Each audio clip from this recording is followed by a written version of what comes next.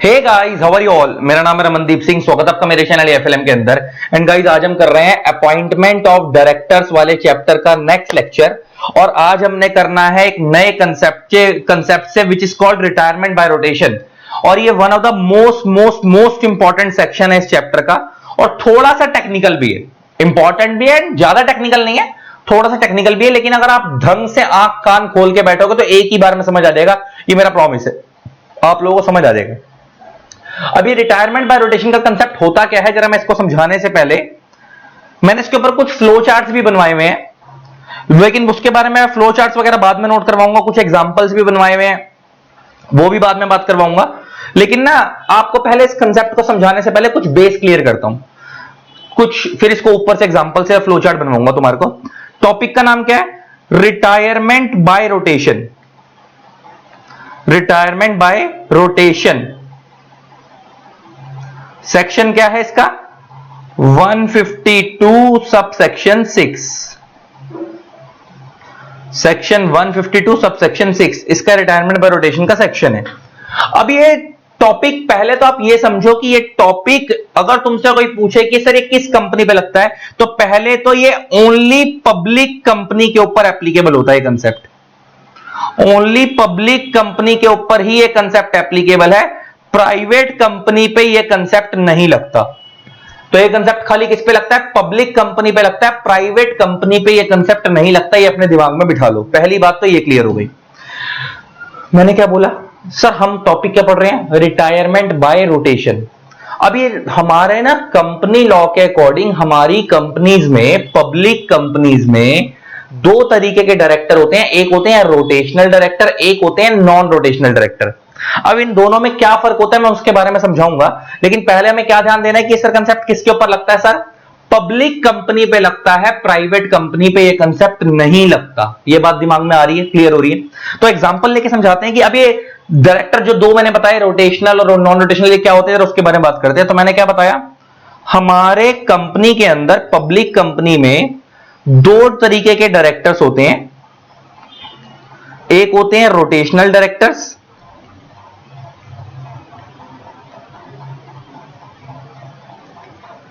और एक होते हैं non rotational directors.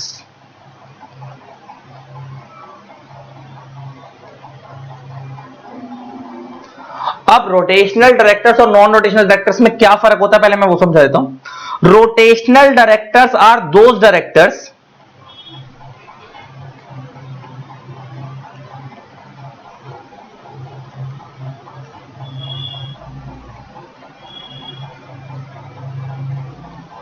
who are liable to retire by rotation। और ये liable to retire by rotation कहां होंगे?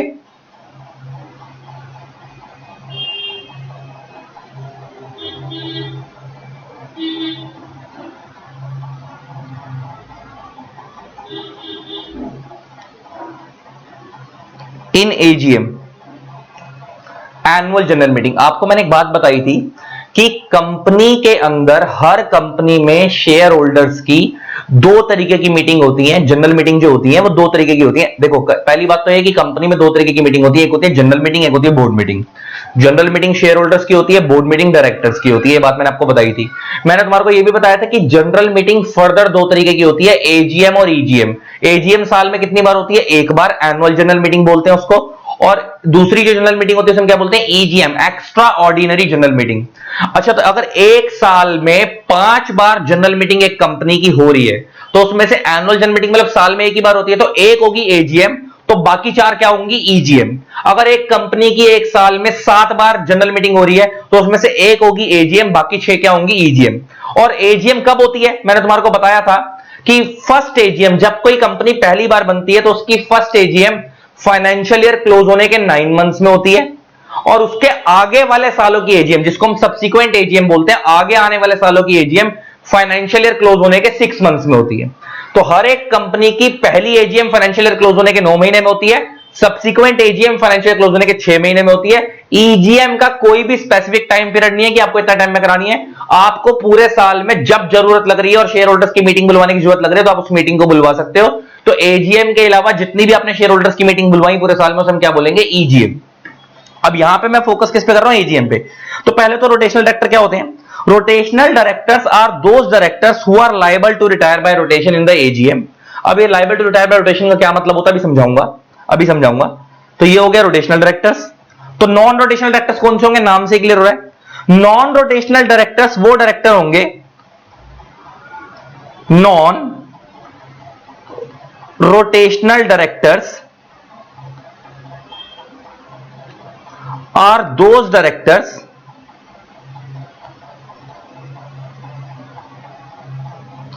who are not liable to retire by rotation.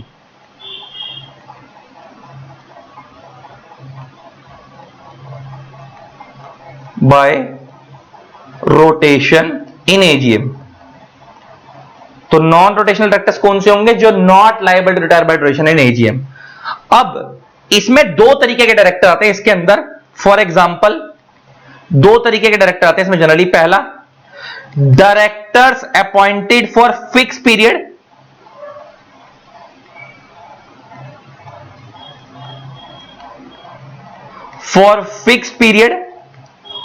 और दूसरा डायरेक्टर्स अपॉइंटेड फॉर लाइफ। मतलब जब तक जिंदा हो तब तक आप हमारी कंपनी में डायरेक्टर रहोगे, बात खत्म। Appointed for life. ये दो तरीके के डायरेक्टर किसके अंदर आते हैं, नॉन रोटेशनल डायरेक्टर के कंसेप्ट में आते हैं दो तरीके के डायरेक्टर।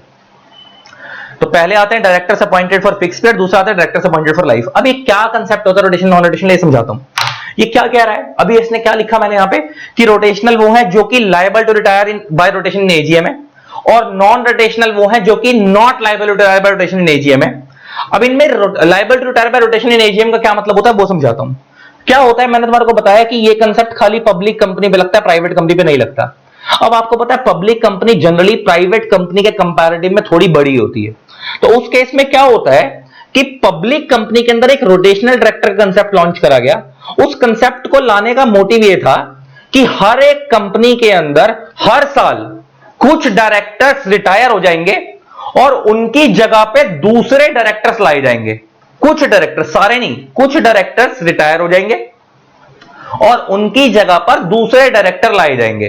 और अगर कंपनी को लगता है कि जो डायरेक्टर्स का रिटायर होने का टाइम आ गया है, अगर वही अच्छा काम कर रहे हैं तो कंपनी उन्हीं को रीअपॉइंट भी कर सकती है। तो मतलब मेरे कहने की सेंस ये है कि रोटेशनल डायरेक्टर का मतलब है कि हर साल आपकी कंपनी क्या करेगी, कुछ डायरेक्टर्स को रिटायर करेगी, उनकी जगह पर नए लेकर आएगी।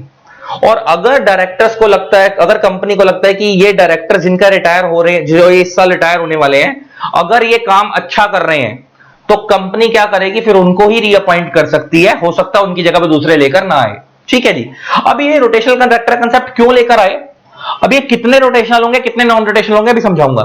अब ये रोटेशनल डायरेक्टर कंसेप्ट क्यों लेकर आए, ये रोटेशनल डायरेक्टर कंसेप्ट लाने का लॉजिक सिर्फ इतना था, रोटेशनल डायरेक्टर वाले कंसेप्ट का, कि डायरेक्टर के मन में एक डर बना रहे कि अगर मैं ढंग से काम नहीं करूंगा तो इस साल मैंने रिटायर तो होना ही है, क्योंकि इसको हर साल रिटायर होंगे और मेरी जगह पे दूसरा लेकर आ जाएंगे, ये लोग मेरे को रीअपॉइंट नहीं करेंगे, तो इसलिए उस डर के मारे वो ढंग से काम करेगा।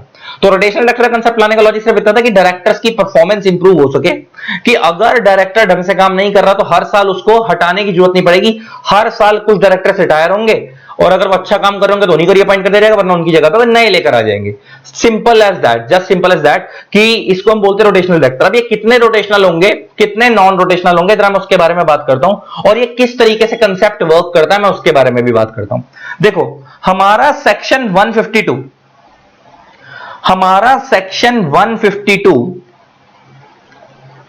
Sub section 6 section 152 sub section 6 ये बोलता है कि एवरी पब्लिक कंपनी के अंदर, क्योंकि मैंने तुम्हारे को अभी बताया ये कंसेप्ट प्राइवेट कंपनी पे नहीं लगता, एवरी पब्लिक कंपनी के अंदर मिनिमम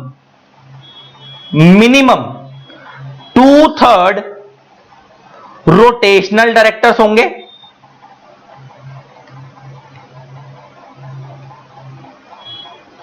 एंड बैलेंस 1/3 नॉन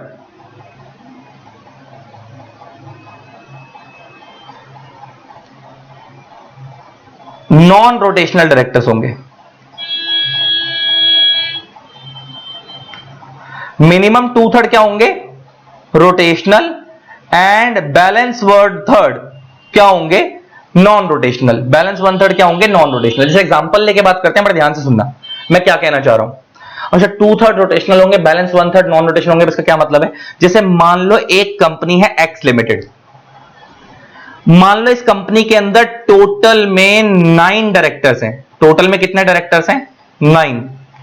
तो इन 9 में से मिनिमम 2/3, मिनिमम 2/3 का मतलब होता है कम से कम 2/3 क्या होंगे? Rotational directors, rotational directors. And जो बैलेंस 1/3 होंगे, बैलेंस 1/3 होंगे, ये कौन होंगे? Non rotational directors. तो इसका मतलब ये हो गया, इसका मतलब ये हो गया कि अगर कंपनी के अंदर 9 डायरेक्टर हैं तो 9 में से 6 कौन हो गए? 9 का 2/3 कितना होता है? 6। तो 6 कौन हो गए? Rotational directors. एंड बैलेंस 1/3, 1/3 कितना होता है 9 का? 3। तो 3 कौन हो गए?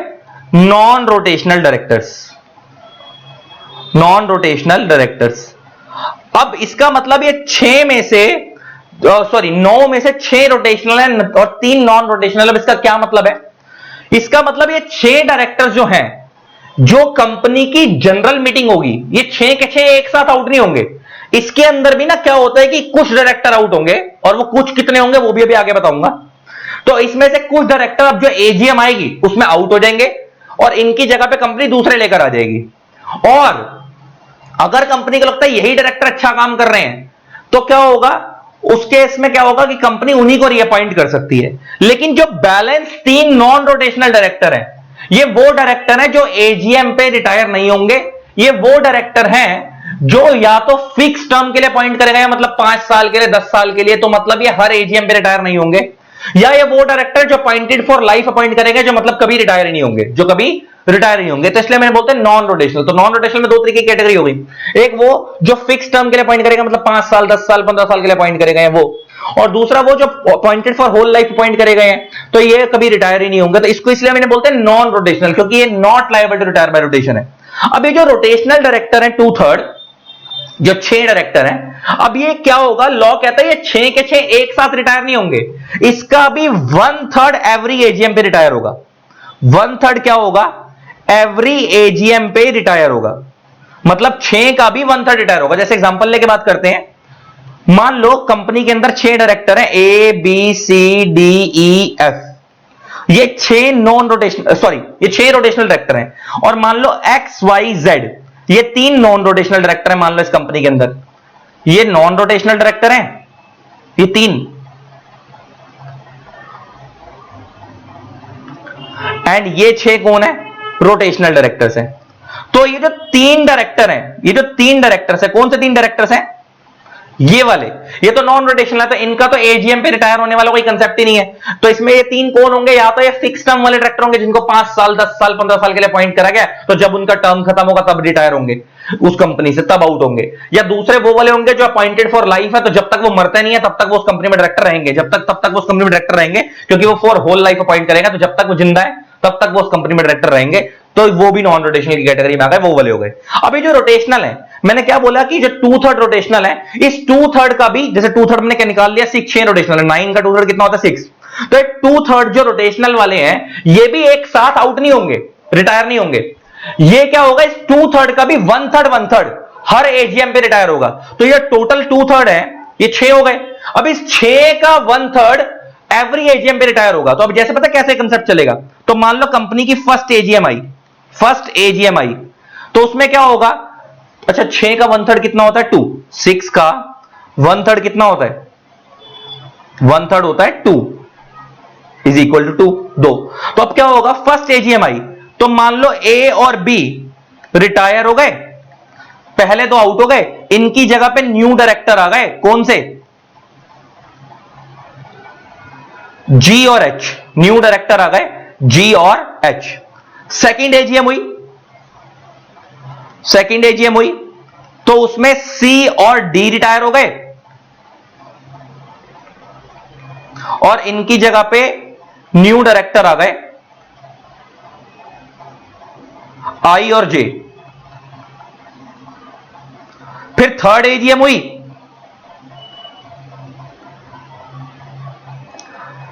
इसमें ई और एफ रिटायर हो गए और इनकी जगह पे न्यू डायरेक्टर आ गए, कौन से?